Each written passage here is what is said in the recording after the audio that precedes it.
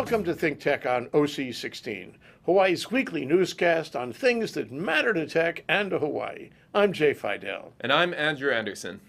In our show tonight, we'll cover part one of the 4th annual Clean Energy Day at the Laniakea Women's Y on July 6th.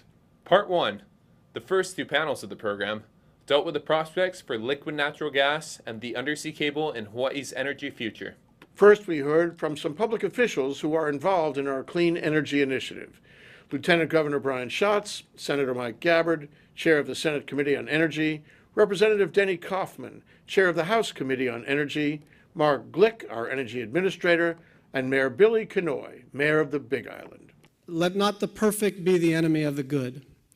And the reason I say that is that what's really exciting is that everybody's got a game-changing technology. And it's very, very difficult to figure out whether we're talking about 18 weeks or 18 years before that game-changing technology actually changes the game.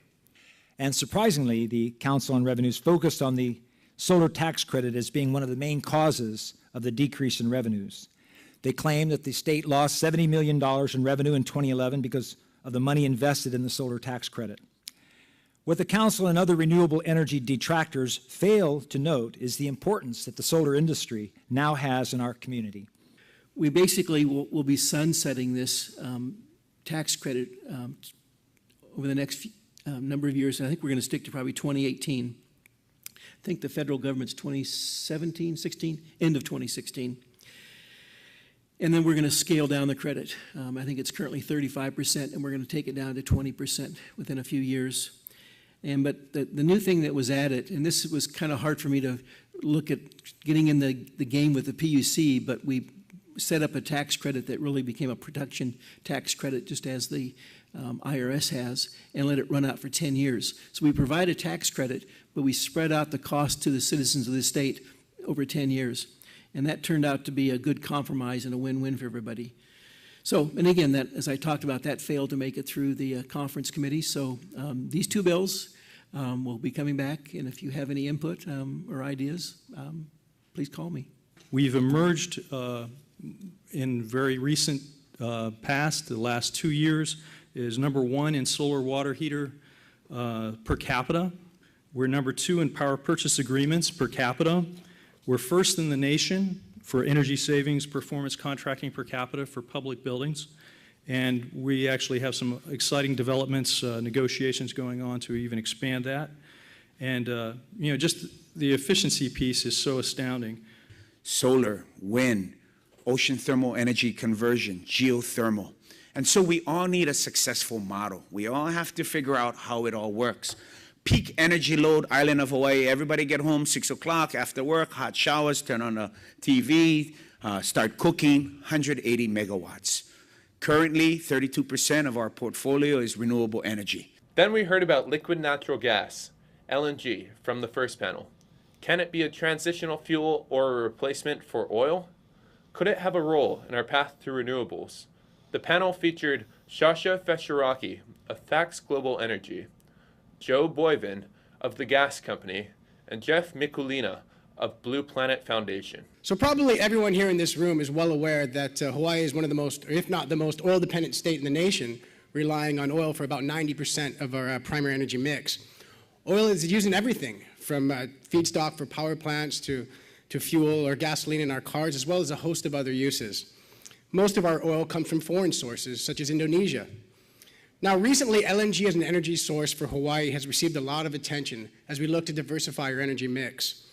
Natural gas has long been an energy fuel of choice for the world, accounting for about a quarter of global energy consumption. It's increased in popularity for a number of reasons. First, it's more environmentally friendly compared to other hydrocarbons, such as oil and coal. Second, gas burns more efficiently in power plants compared to oil or coal, requiring less BTUs per kilowatt hour. Gas also allows for energy diversification, which is especially important for somewhere like Hawaii, which relies so much on imported oil. Fourth, and perhaps most importantly, natural gas prices in the U.S. mainland have dropped dramatically, much lower than oil, and are expected to remain low for the foreseeable future. In the U.S. mainland, gas prices or natural gas prices are now equivalent to $18 a barrel oil equivalent. According to the US government, over the next 20 years, this range is supposed to be between $18 a barrel to $45 a barrel oil equivalent through 2035. That's a lot less than the crude oil forecasts that are out there that are well north of $100 a barrel. Now, you might ask, what has led to this decline in natural gas prices? Maybe 6 or 7 years ago, it was 3 or 4 times higher in the US mainland. Well, really, the decline can be traced to the shale gas revolution that we've had in the US.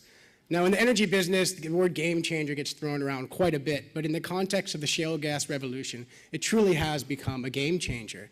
So, pivotal decision we're faced with right now is, do we retrofit all of this and continue to burn LSFO? Do we just fuel switch and keep the equipment in place? Or do we do both? Do we fuel switch and we put combined cycle, simple cycle gas turbines in place with higher efficiency? And then we get an efficiency savings because the heat rate's far better, and we get a fuel-on-fuel switching savings. And we think we can do that. We can bring in LNG now in small quantities at a cost that's less expensive than existing synthetic natural gas in Hawaii. And if we can do it in small scale, where there's no economies of scale in bringing it here, these are small 10,000-gallon cryogenic shipping containers brought in on conventional ships, and think what we can do if we were to bring this in economies of scale. And we'll never have a massive tanker like other countries do here, but we can have small tankers, 2 to 4 million gallons, and they exist. One's called the Coral Methane, and that will work in Hawaii. So big decision right now. How far away are renewables? If that's 10, 20, 30 years out, you're going to continue to burn LSO for an awful long time, and we know what that's going to do. I think it's fair to say that we're missing a few key things, and one of those is a source of firm power backup to intermittent renewables. Solar and wind are intermittent, and we don't have a firm source of power. We have some temporary sources of backup power, flywheels, batteries, et cetera, but that's in the order of hours and days. What if we didn't have wind or solar for a week or 2 weeks? So that firm source of backup power is what's missing. And like I said, it's LSFO right now and diesel for the foreseeable future. So I'd kind of like to displace that. We import about 48 million gallons or million barrels a year of crude oil, about 42 million of crude oil, and about 6 million of finished product, propane, diesel, and other goods. And if we use natural gas, we can start attacking some other portions of that pie. So right now, electricity generation is but a third of that pie, and we're not doing anything outside of that. But natural gas allows us to start using it across multiple industry applications. So not only direct thermal load for the gas company, but also power generation, electricity, transportation, so think fleet vehicles, right, the bus, garbage trucks, and then finally maritime. So ocean-going vessels. And we have some additional emissions requirements that are going to hit that industry starting in August of 2012 and become more stringent. So LNG can be applied across multiple industries and allow us to start attacking that 48 million barrels a year in a number of ways. Blue Planet Foundation thought it's time for us to get healthy and start leading a healthier lifestyle. We're going to start to work out more. We're going to go on a diet, and we're also going to start eating more local, sustainable, organic, healthy foods. But M&Ms were on sale at the store, so we decided that we would use M&Ms as a bridge fuel or a bridge food for our healthier lifestyle. Because wait, think this through. You know, M&Ms contain a lot of calories, and so they'll enable us to exercise more, thereby becoming healthier. So bear with us. We're going to use M&Ms as a bridge fuel. We also got Bud Light, too. That was on sale, and that's going to be later on. But I'm sorry this sounds really ridiculous, but when we look at the challenge of our fuels and diversification, it's not too far off when we're considering importing yet another fossil fuel, one that's exhaustible, one that's polluting, and one that gets us no closer to a clean energy future. And that's a clean energy future that we control, not a multinational, not some offshore drilling implication. It's us that we have a control over our destiny. So Blue Planet is wrestling with these. I'm not sure if I have an opportunity to show some slides or not, but that's no problem if not. There are numerous red flags that are coming up for us. It is an attractive option, but we think it's largely seductive. So we're wrestling. Well, what's the rationale? Why are we considering this now? You know, we've been talking about clean energy for actually, you know, a century pretty much. We've been really focused in the last generation since the run-up of oil in the 70s, and then more recently with the Hawaii Clean Energy Initiative just 4 years ago. So why now are we thinking of blinking and looking at an alternative? After that, we heard about the undersea cable. Will it work? What are the true costs, benefits, and challenges of using a cable to create a statewide grid? The panel featured Robbie Alm of Hawaiian Electric, Mike Barman of ABB, all the way from North Carolina, and Chris Lavorne of Castle and Cooke Renewable Energy.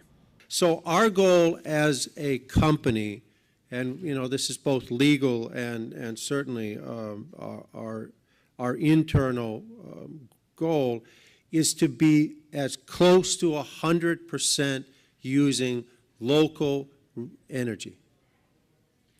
In Hawaii, that means renewable energy. You know, we're not going to find oil here. We're not going to find natural gas. We're not going to find nuclear. So when we say we're not going to find coal, so when we say local energy, it's renewable energy. But you start with a point of view that's local, because what we're trying to do is get away from that dependency on the rest of the world and find ourselves in a place where we're dependent on our own resources. The blessing for us is that that means renewable. And we have it, and you've heard that from a number of speakers: sun, wind, geothermal, agricultural energy of all types, ocean energy, waste, etc. Right? So we have a surplus of renewable energy. You know, some of the questions we were asked to look at here: is it technically feasible? You've got an expert on technical feasibility. I suspect he'll tell you yes. Can we produce large amounts of these kinds of energy, geothermal, wind, and others, in numbers necessary to get us ultimately off of oil? We need to figure that out, but the answer is probably yes. Is sharing those resources on a statewide basis the right thing to do? That's a key question. From an economic development standpoint, this represents a very good opportunity for the neighbor islands to find economies in developing clean energy. And in fact, two of the mayors, Kenoi and Arakawa, are in fact champions of that. Renewable energy allows for the existence and continuation of rural uses. That is why, for example, Ulupalakua Ranch is so strong in the use of wind energy, and you see that across the western United States and Midwest, because farms and ranches have a fine time with wind turbines. It just doesn't bother the cows, and it doesn't bother the crops. You know, Oahu and the neighbor islands, can surplus on renewable energy. Jeff's statistics are right. We toss off wind in the middle of the night on Maui because the use goes down below the level of what the wind farms can produce. We will produce more wind on the island than the minimum load in the middle of the night. So we have extra wind. And we probably will on the neighbor islands have additional capacities way beyond what they can use on the island. So if we could cable them together, we can bring that to Oahu. What does Oahu have to offer? It's rate base. You know, one of the challenges with rural islands is that they don't have the rate base to support their structures. No matter how you do the big island, it will never be inexpensive, because half the cost in that bill is not the generation, it's the wires. Very few people, very large island. The best way to do that is statewide rates. I'm going to talk about the technology. It's the enabler to allow you to share resources among the islands. It's in use a lot in the world today, primarily in Europe, but also in New Zealand, in Canada, in the United States, in the Philippines, in Korea, and in Japan. Now, when we talk about undersea transmission, for the power levels that are being talked about here in Hawaii, and for the distances that we're talking about here to go to, for instance, Maui County or beyond, we're talking about DC technology. And the reason for that is that the AC cable transmission technology diminishes cumulatively with distance. You basically don't have any headroom when you get a certain distance to deliver the power. So that's one issue. So wherever you see long distance and higher power, whether it's power from shore, power between islands, power to islands, or power between countries with different resources, over a certain distance, over a certain power level, that transmission is DC. The longest cables, circuits, the longest one is between Norway and the Netherlands. It's something like 560 kilometers, roughly 300 miles. It's a 700 megawatt cable. The deepest, 1,600 meters, roughly a mile deep, is between Sardinia and Italy. And there are cable systems carrying up to about 1,000 megawatts. With multiple circuits, you can get higher. So it's in use in the world. The technology, if you look at the system constraints within HECO on Oahu, they have spinning reserve of roughly 180, 200 megawatts, so they have put a constraint. The largest amount of power to be on a single circuit would be 200 megawatts, commensurate with the largest unit. This could be carried on 2 cables, laid close together in a single laying operation, and this would be about the diameter of a bottle of wine, roughly 3 3/4 to 4 inches in diameter per cable. These can be laid together with fiber optic cables. Because it's DC, you need a little bit fancier substation. You have to convert it from AC to DC, and at both ends. And then you have the issue of, so you have the converter stations, the cables, and the control. There has to be a balancing act between the variable wind generation or solar or whatever it may be, the unit generation, the firm conventional generation on Oahu, for instance, and in between you have the balancing act between load and variable resources that have to be tracked by the cable. This can be done by control, but this means not only control of the cable to follow the variable resource, but also perhaps off-peak to do some curtailment. So it's a system integration together with the power utility. Larry Ellison buys Lanai. So again, that's probably why the place is packed. You need to time these like this next time. Everybody thought they were going to see Larry. But the second part of this is that Mr. Murdoch, who has been the largest landowner on Lanai, has retained the rights. And Larry Ellison has agreed, as part of that purchase and sale agreement of the island, that Mr. Murdoch can continue through Castle and Cooke Renewable Energy to pursue wind on Lanai.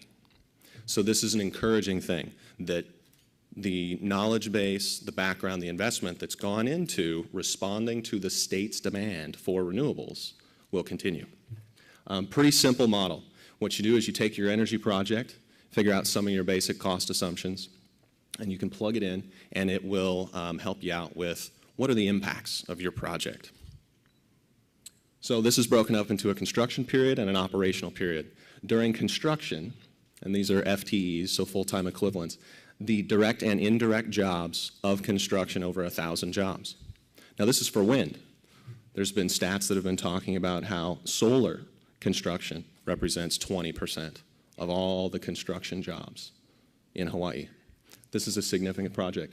During operations, we're looking at 36 jobs. And to put that into perspective, 36 jobs doesn't sound like a lot of jobs. We expect probably 20 of these will be on Lanai, 20 to 30. And I want to throw this out for you to kind of put this into perspective. Aloha Airlines, no more. But when that went away, that was a big deal. I think we all felt that. That was about 800 jobs. It's about 1% of the population on Oahu. Population on Lanai is about 3,000. 20 to 30 jobs on Lanai means a lot. And these are good paying jobs. There are not that many opportunities on Lanai for the children of Lanai to look forward to come back to. We've got the hotels and some smaller industry, but there aren't that many opportunities. Last slide.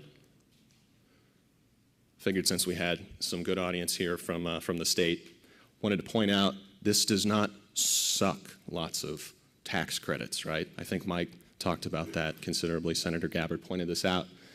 The state tax is generated, the federal tax is generated. These are monies that can go into state infrastructure. So the takeaway is we've been doing this for a little while. The wind still blows pretty strong on Lanai. We proposed to do this in 2008. We'd very much like to continue to make this happen. We'd like to make it happen sooner than later. But that was only the beginning. The program went on to a third panel dealing with biofuel and a fourth panel dealing with PV and energy efficiency. We don't have time to cover those panels in this show, but we'll be sure to cover them in our show next week, Clean Energy Day, Part 2.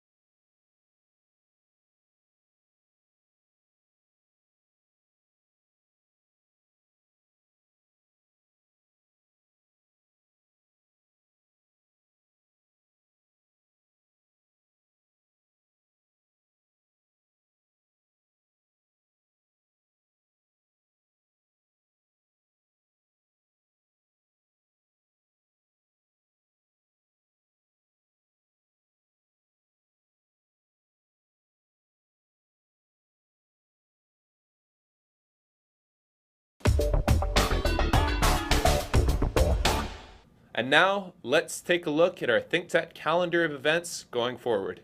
ThinkTech's 4 to 5 p.m. weekday drive time radio series on KGU 760 AM continues this week.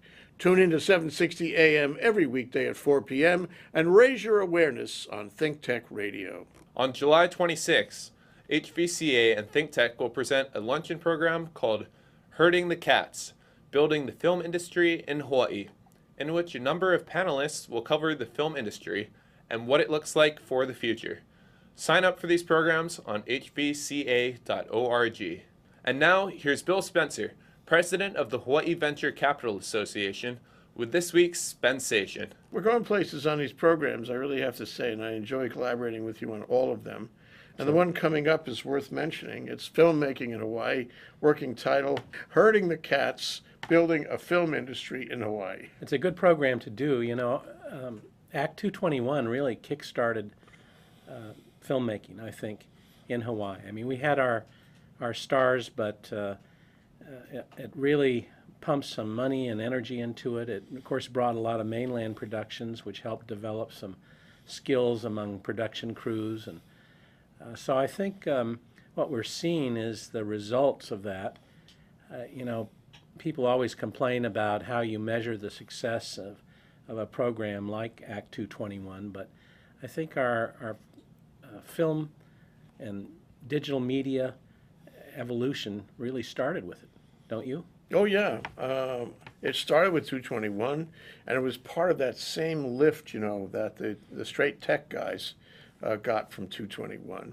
Only thing is that the film guys had an extra benefit, 88. Was it Act 88? And that has continued. That has been their mainstay. So while 221 has fallen over the side, you know, there is really not much of a tech industry left because of that. The filmmaking industry is still going somewhere, and that's really encouraging. And largely because of tax credits. It's that old thing about you need incentives, especially with young people, to keep them here, to encourage them, to show them that you're giving them the nod and some support. And if you do that, you can build an industry, and that's what we're doing with film. That's why we're having this program about film. Two panels. It's on the 26th of July, coming up soon. Two panels, one on the business side of things, which Jason Lau of Talk Story Productions will chair, moderate. And on the production side, the arts side, if you will, we're having Chuck Bowler of the Hawaii International Film Festival moderate. Everybody in these panels is directly involved in filmmaking today, and you'll be able to get the depth and breadth of the industry from watching these two panels work. I'm very encouraged by the fact that we could put this together and that they're interested enough to come around and, you know, talk for the common good and so forth. And I believe that Hawaii is actually, while you watch, developing a film industry. Andrew Anderson and I, coming over to the studio this morning, we stopped at the Y to take some background shots, and they were filming something there. And you know what, Bill? I'd like to see guys filming stuff everywhere.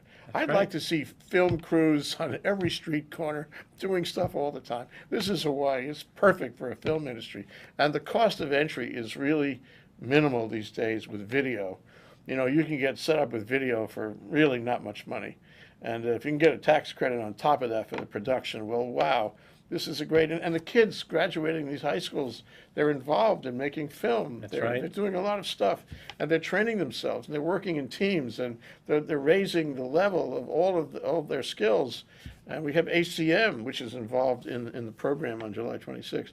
So that is the Academy for Creative Media. The bottom line is, I think there's something happening here. Absolutely. I'm glad to see some tangible evidence of the 221 benefit. I think you will also see some tangible evidence on the tech side. You know, tech really hasn't gone away, but given the lack of pump priming, what you've seen is a real slowdown in activity and investing, which may have a negative effect on some companies, but it makes others look to the mainland for resources. But when it comes to film, I think that's where the action is right now, and a lot of young kids are stimulated by it, and I think we're going to see some real interesting things happening. Somehow the activity in the tech industry stimulated the growth in the film industry all around 221 10 years ago. Now the tech industry is not as active as the film industry.